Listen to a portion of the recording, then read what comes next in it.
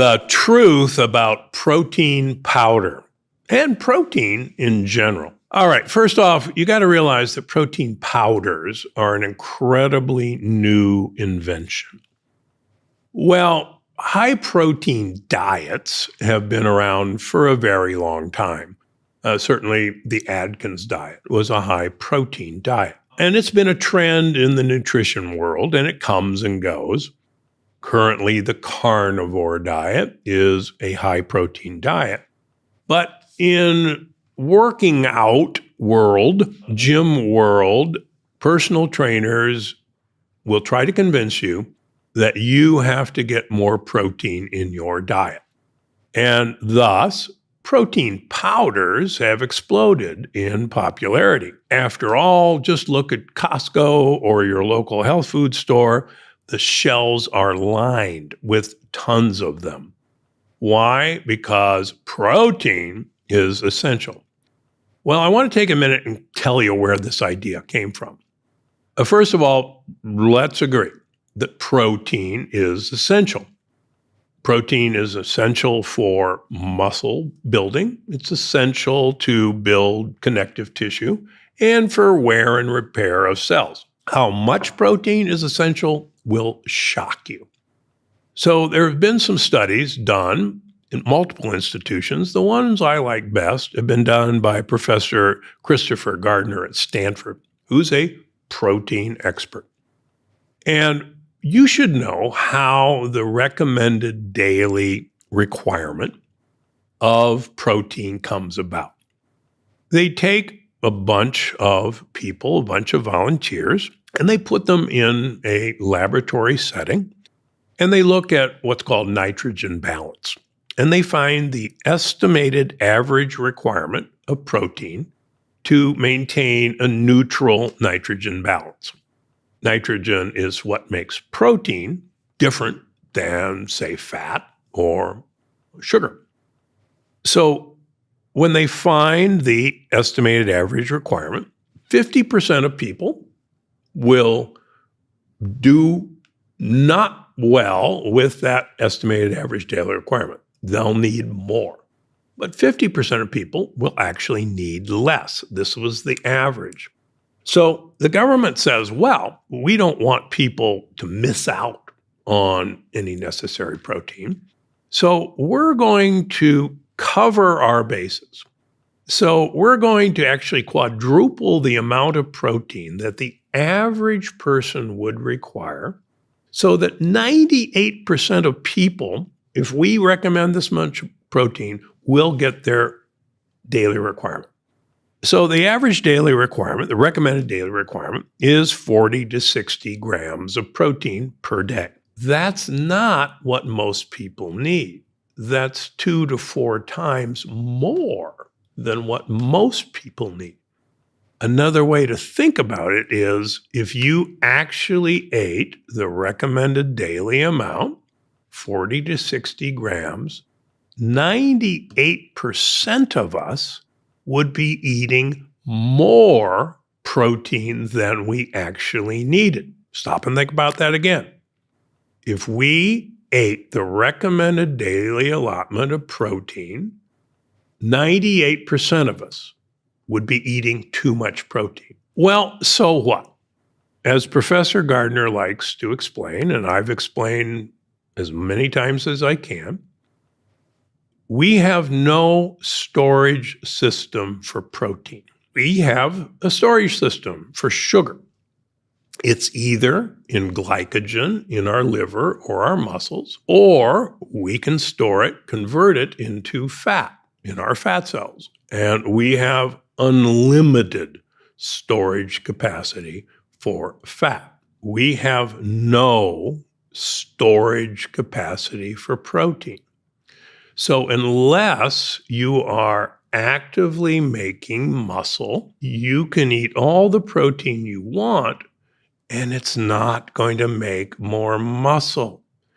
It's going to be converted into a storage form of energy, which is either glycogen, and you fill up your glycogen stores very rapidly, or fat. And here's the bad news. Looking at radioactive labeled nitrogen in human volunteers, the average protein meal, whether it's 25 grams or 50 grams or 100 grams, only about 13% of that meal goes to your muscles. Only. The rest is either burned as energy, nothing wrong with that, or stored as fat. You have such little requirement for protein. And these experiments have been done in volunteers looking at plant proteins, looking at animal proteins, looking at whole proteins, looking at proteins that have been broken down. And I'm sorry, the vast majority of protein that you eat does not become protein in your muscles. You could eat all the protein you want. You will not build more muscles unless you are actively trying to build muscles. But then, guess what? You're getting so much extra protein in your diet if you're eating the U.S. recommended daily amount that you'll always be able to build more muscle. And this has actually been shown in people who have been given minimal amounts of protein and put on an exercise program, and they still do superbly well compared to people who are put on a high protein diet, because most of it doesn't go to your muscles, folks. Most of it is converted to sugar and fat. Sorry about that. So, does eating protein help you build muscle? No, it doesn't, unless you're actively building muscle, but you've already in a regular diet getting more protein than you actually need. Does it build strong bones? You're already getting enough protein in a regular diet to build strong bones. And if you really want to build strong bones, then you need to seal leaky gut, because leaky gut is the cause of weak bones. How about it helps you lose weight or maintain a healthy weight? No, because most of the protein you're going to eat is converted to sugar or fat. Now, that doesn't sound like a good plan for losing weight. It lowers blood pressure. No. Protein converts to sugar or fat, and the fatter you get, the higher your blood pressure goes. Reduces cravings, promotes satiety. No, the problem with powders in protein is you instantly absorb that protein instead of if you ate a piece of fish or a steak. It would take you hours and hours to break that fish or steak apart into individual amino acids. So quite the contrary, protein powders are the worst way to cut your appetite, because they'll be absorbed instantly and you'll go looking for more. Helps you stay fit as you age, prevents sarcopenia.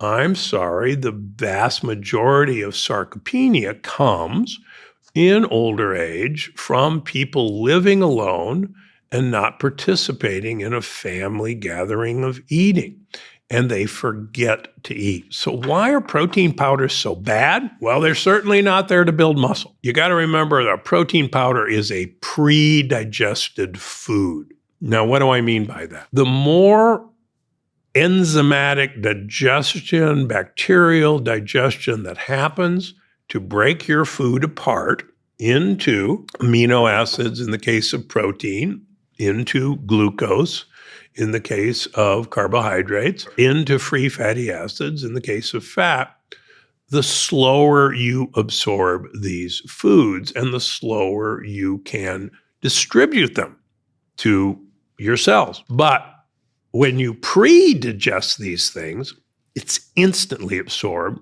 and affects your insulin levels, and there's no place to put this.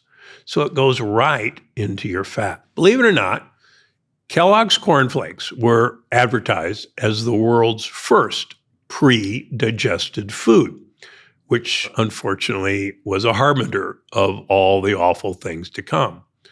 So if you see any processed food or ultra-processed food, just realize that what's happened to this food is it's been pre-digested for you. So a pre-digested protein is the last thing you want to eat. A new study looked at people who ate ultra-processed foods were linked to a 50% higher risk of dying from cardiovascular disease. Why? Because of exactly what I said happened. This excess protein gets turned into sugar, which in turn gets turned into fat. Now, finally, most protein powders are either whey protein or casein protein based, and they're loaded, spoiler alert, with gut-busting, artery-busting new 5GC. So that's that miserable sugar molecule that attacks your gut, that attacks your blood vessels, your joints, and your brain. And you don't want that. What you want to eat is whole foods. And you want to eat them whole, like our great-great-grandparents always did, because there was no pre-digested food. And that's how you want them to trickle in. Now, is there a healthy way to use protein powder? Well, yes, but 99% of people aren't using it the healthy way. If you're actively strength training, you want to wait about 10 to 20 minutes after you complete your workout, and then take your protein powder with a small amount of carbohydrate to have the muscle cells hungry and take delivery of the protein. And this has been shown over and over again in clinical studies. I personally prefer plant-based proteins. Why? Because the proteins in plants will not stimulate mTOR, which will aid you, I guarantee you. But key about plant proteins is they're usually available with tons of fiber, so that you will slow down the absorption of those plant proteins because of the fiber. For instance, hemp protein is also loaded with fiber, so it's a very good option. Now, there's things to avoid on plant proteins. If you see plant proteins that are made with pea or soybean, there are a ton of them out there. Those are loaded with lectins, and my patients react to them. On the other hand, if you see pea or soy protein isolate, the lectins have been removed. But remember, those are still pre-digested. It's still a whole lot better to eat the whole food. Now, also beware that tons of these protein powders have added sugar, and they're often concealed in the form of agave nectar or coconut sugar or maple sugar. And that is not the way to do it either. Finally, the beauty of my product, ProPlant, is it combines plant proteins, hemp, spirulina, and flax proteins with fiber and no added sugar, so that you get the plant proteins you need, but the fiber slows down the absorption. So it's a win-win. You feed your gut buddies and you get the adequate amounts of protein you're looking for. That's it for today. Sorry about that. Protein powder is not your friend. If you found this video helpful, I think you're going to love this one. Look for Alaskan salmon. Alaskan salmon, by law, has to be caught wild. That's not true of Canadian salmon, Norwegian salmon, Scottish salmon. Look for Alaskan salmon.